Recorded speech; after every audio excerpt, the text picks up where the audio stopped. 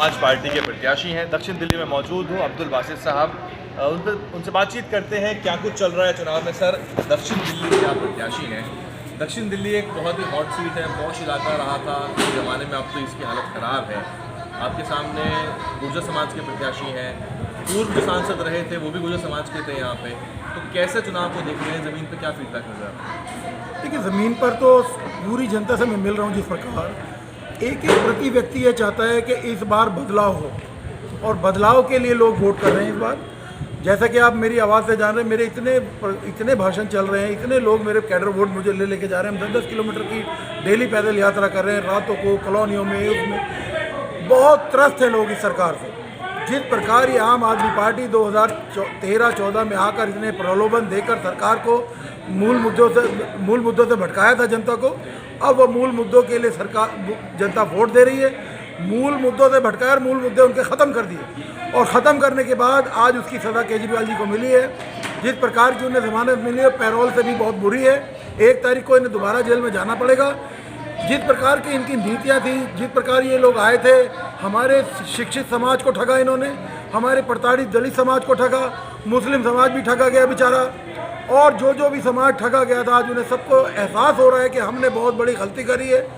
जिस प्रकार से बहुत बुरा हमारी दिल्ली का हाल है, दक्षिण दिल्ली क्षेत्र एक हमारी पूरे भारत देश की एक इकोनॉमिक जो आर्थिक जो मजबूत लोग यहाँ रहते थे। यकीन मानना, यहाँ से कम 10 लाख लोग अपनी इंडस्ट्रियाँ, अपने कारोबार बंद करके विदेशों में सेटल हो गए हैं। देखिए, मैं एक इंडस्ट्रीज का आदमी हूँ, इंडस्ट्रियल के साथ काम करता हूँ। मेरे पास कॉर्पोरेट क्लाइंट्स होते हैं, उन्हीं का मैं काम करता हूँ, और मेरी अब उनसे बात होती है तो कोई लंदन में है, कोई अमेरिका, कोई थाईलैंड, यूरोप, पता नहीं कहाँ लोग शिफ्ट हो गए हैं। जिस प्रकार की केंद्र सरकार की जो नीतियाँ, भ्रामक नीतियाँ हैं, जिसमें जीएसटी का मुख्य तत्पर, मतलब आप 50 रुपये के जीएसटी पे आप समझ लीजिए आपको जेल की हवा खानी तय है। जिस प्रकार की ये जो दमनकारी नीतियाँ केंद्र सरकार की ओर से चल रही हैं, जनता समझ गई है। खासकर जो व्यापारी वर्ग था, उनका तो उन्होंने तहस नहस कर दिया। अब व्यापारी वर्ग तहस नहस हुआ तो उनके पास जो लाखों मजदूर थे, आज मैं आपको बता नहीं सकता उनकी दयनीय स्थिति है। आप झुग्गियों में जाके देखिए, तुगलकाबाद विधानसभा से, जहाँ से 10 साल से विधायक माननीय सही राम जी, आप उनसे, मैं बता नहीं सकता कि वो उनसे इस तरीके से बात करते हैं जैसे कि वो वहाँ का राजा हो और बाकी जनता गुलाम हो। उसके जो वादे, उनकी जो बातें थी, अब मैं बता नहीं सकता उनकी जिस प्रकार से वो लोगों के साथ व्यवहार करते हैं। दूसरी बात, ज़मीनों के मामले में बहुत बड़ा केंद्रीयकरण, रामगिरी बिदुड़ी जी का नाम आता है कि वो, मैं नहीं कह रहा, आज तक चैनल पे, कई चैनलों पे बात चल रही है कि एक ज़मीन माफिया को आपने टिकट देकर दक्षिण दिल्ली का आप सोच रहे हैं कि यहाँ से वो सांसद बन जाएगा। जनता को पूरी तरीके से किसी भी भ्रमक स्थिति में नहीं पहुँचा सकते आप। जनता ने निर्णय ले लिया है कि इस बार बहन मायावती जी का जो कैडर वोट है, दलित वोट है, मुस्लिम वोट है, फर्ण वोट है, गुर्जर समाज का वोट है, कुर्मी समाज का वोट है, और इसके अलावा जो खटीक समाज का वोट है, जो लोग पंजाबी, खासकर मेरे हज़ारों पंजाबी दोस्त हैं जो क्योंकि मैं बिजनेस में हूँ, उन पंजाबियों ने अपनी एक लेबर को बुलाकर बोला है कि अब्दुल बासित भाई के मजबूत करो इनको, और इन्हें ये कार्य करने वाले लोग हैं, कमर्शियल के आदमी हैं, इस तरीके के उन्होंने बोला कि ये सबको रोजगार में भी मदद कर सकते हैं। और जो नीतियां सरकार की, जो केंद्र सरकार की जो नीतियां जो गलत हुई हैं, उनमें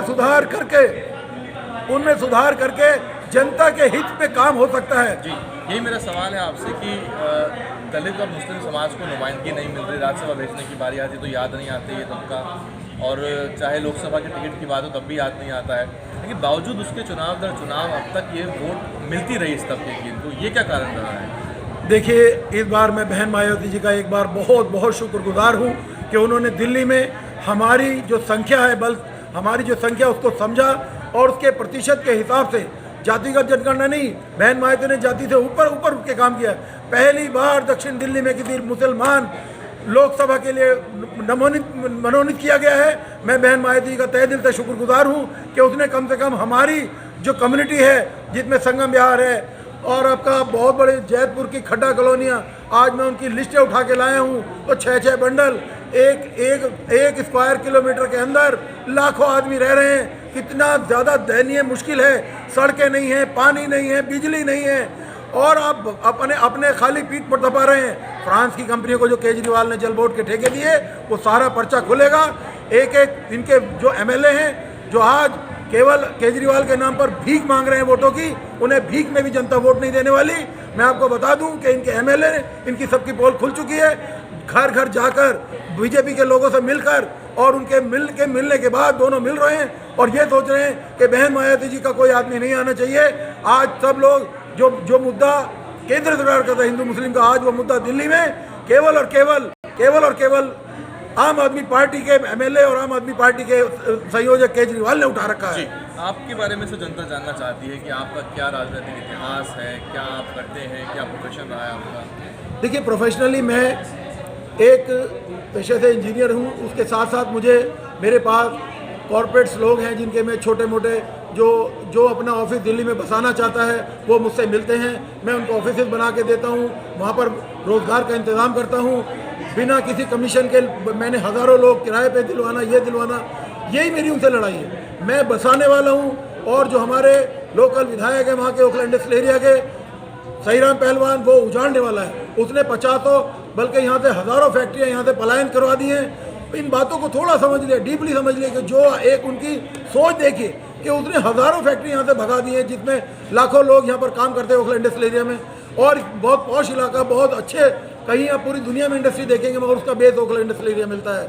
आज देखिए कि इन लोगों के लोकल छुट भैया नेताओं के जो आज हमारे वोटों से कभी एमपी बन जाते हैं, कभी एमएलए बन जाते हैं और हमारे लोग बाद में आंसुओं से रोते हैं। 20-20 लोग एक झुग्गी में रह रहे हैं। मैं आपसे बहुत निवेदन करता हूं कि इन दोनों नेताओं का बाइकआउट कीजिए दक्षिण दिल्ली से। अगर आप इनको ले आते हैं तो पूरी दक्षिण दिल्ली में इससे भी ज़्यादा भयानक दयनीय स्थिति हो जाएगी।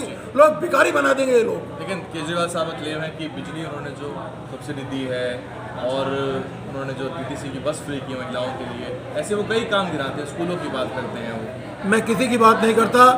मैं यहीं एक लोकल कॉलोनी है सैनिक फार्म, उसमें एक अनऑथराइज कॉलोनी है, वहाँ मेरा घर है। सारा अनऑथराइज ही है, उसे पूरे सैनिक फार्म को ही अनऑथराइज कहते हैं। वहाँ पर मेरा खुद का बिल मैं 10 साल 12 साल से वहाँ रह रहा हूँ। पहले 2000 आता था, फिर 3000 आना, आज वो बिल हमारा 30 से 40 हज़ार रुपये महीने का आ रहा है। इसकी सबसे बड़ी वजह है कि अनिल अंबानी की जो मिसेज हैं, जो BSES की चेयरपर्सन है टीना अंबानी, वो यहाँ से दिल्ली से इतना पैसा केजरीवाल के थ्रू ले जा रही हैं और अपना इंटरनेशनल जो लोन उन्होंने लिया हुआ है, जिसकी वजह से वो रोता है कोर्ट में जाके कि मैं भिखारी बन गया हूँ, अब मैं दिल्ली वालों की जेब काट कर आपका पेट भरूंगा। तो भ्रष्टाचार की स्थिति आप समझ नहीं सकते। टीना अंबानी यहाँ से करोड़ों रुपए ले जा चुकी हैं, करोड़ों अरबों रुपए यहाँ से ले जाके और अपने हस्बैंड अनिल अंबानी की कंपनियों में जो कि शेल कंपनीज हैं उनमें पैसा जमा करके और इंटरनेशनल लोन हो रहे हैं। जी, तो मेरा आखिरी सवाल है कि आंकड़ा आप क्या देख रहे हैं, क्योंकि आपके इलाके में ज़मीनी समस्याएं बहुत ज़्यादा हैं, ट्रैफिक की, कंजेशन की, पार्किंग की और सीवर की बहुत समस्या है। चाहे देवली संगम विहार की बात करें, मदनी दक्षिण पूरी जो बेल्ट है पालम से लेके आगे तक जितनी भी आपकी विधानसभा लगती है आपकी लोकसभा में, आप क्या आंकड़ा देख रहे हैं? जनता आपके साथ आई क्योंकि यहाँ कह रहे हैं कि बीजेपी को हराने के लिए इंडिया अलायंस चुनाव मैदान में मौजूद है। मैं आपको बता दूं, पिछले 10 साल से मैं देख रहा हूं, कभी तो एमएलए रिबन काट जाता है, कभी उनका जो कलेक्शन करने वाला जो छतों के पैसे वसूलता है एमएलए का, वो कभी रिबन काट जाता है, कभी वो इतने नारियल फोड़ने का काम दिल्ली में चल रहा है। 60 साल से एमबी रोड की स्थिति दयनीय है, स्थिति बहुत ख़राब है। जिस तरीके से कीड़े की तरह हमारा ट्रैफिक रेंग रहा है दिल्ली में, ऐसा लगता है कि दिल्ली में कोई सरकार नहीं है और किसी एमएलए की इतनी औकात नहीं है कि वो किसी ट्रैफिक इंस्पेक्टर को फ़ोन करके बोल दे कि इसमें सुधार करो। इस प्रकार के जो कल आज उनसे आप मिलने जाओ, केवल पैसा बटोरने का काम कर रहे हैं पूरे के पूरे एमएलए, 62 एमएलए। और केजरीवाल की उन्हें पूरी ऊपर से पूरी सपोर्ट है केजरीवाल की। बिना सपोर्ट के ये लोग छतों से, दिल्ली जल बोर्ड से, सरकारी ठेकों में, और एमबी रोड की ट्रैफिक की स्थिति इतनी बुरी है जो पिछले 60 साल से। आप अगर इंफ्रास्ट्रक्चर में सुधार चाहते हैं तो मेरा आपसे बार निवेदन है कि मैं केंद्र सरकार की ऐसी नीतियाँ लाके दक्षिण दिल्ली को दे दूंगा। और मेरा जो मेन मकसद है वो हरियाली का है। मैं हरियाली के ऊपर बहुत काम कर रहा हूँ पिछले 10 साल से और मेरा आपसे वादा है कि मैं 1 करोड़ पेड़ कम से कम इस दक्षिण दिल्ली को दूंगा और दोबारा से हरा भरा बनाने का काम करूंगा। और जो इनमें जो कॉलोनीज जो बनी हैं, जो झुग्गी झोपड़ी हैं, उनमें सुधार की बहुत ज़रूरत है। उनमें सुधार बहुत ज़रूरी है। ये सारी स्थिति हम एक बोर्ड बनाएंगे, बहन मायावती जी से डिस्कस करेंगे कि बहन मायावती जी मेरे क्षेत्र को इन चीज़ों की ज़रूरत है, आप लोकसभा में मेरी बात रखवाइए और इस तरीके जो मुझे वो सिखाएंगी मैं दक्षिण दिल्ली के लिए बहुत मजबूती के साथ काम करूँगा। कंक्लूडिंग सवाल सर, बीएसपी को आपने चुना है तो बीएसपी को कैसे देखते हैं, क्यों बीएसपी? आप बहुत सारे विकल्प हो सकते थे आपके सामने। देखिए, हिंदुस्तान की आज की डेट में अगर कोई राष्ट्रीय पार्टी है और जो सबसे बड़ी पार्टी जो टोटल सीटों पर चुनाव लड़ रही है, मोदी जी अपना पीठ थपथपा रहे हैं कि हम बड़ी पार्टी हैं, 400 पार कह रहे हैं। वो कह रहे हैं, मगर लड़ कितने पे रहे हैं ये तो बताइए पब्लिक को। वो 300 सीटों पे भी नहीं लड़ रहे तो 400 पार कैसे आएगी? जो आदमी 300 सीटों पे लड़ रहा है वो 400 पार कैसे आ गए? जनता को समझना है देश की। मोदी सरकार के झूठ के जो पुलंदे हैं वो सरकार समझ चुकी है। मोदी की स्थिति बहुत ज़्यादा दयनीय है। ऐसा बिल्कुल आप मत समझिए। ये केंद्र सरकार से इनकी सरकारें उखड़ने जा रही हैं। बहन मायावती जी का जो यूपी में मजबूती के साथ हम लड़ रहे हैं, मुझे ऐसा उम्मीद है कि इस बार केंद्र में केवल और केवल बहन मायावती जी प्रधानमंत्री की दावेदार होंगी और बहन मायावती जी देश की प्रधानमंत्री बनेगी, तभी एडमिनिस्ट्रेशन को सुधारा जाएगा। जी बहुत शुक्रिया। तो थे अब्दुल बासित साहब, बहुत दमदारी से अपनी बात रख रहे हैं। मुझे चिंता इनके गले की भी है कि जिस तरह से ये दमदारी से अपनी बात रख रहे हैं तो गला जो है उसको संभाल करना पड़ेगा।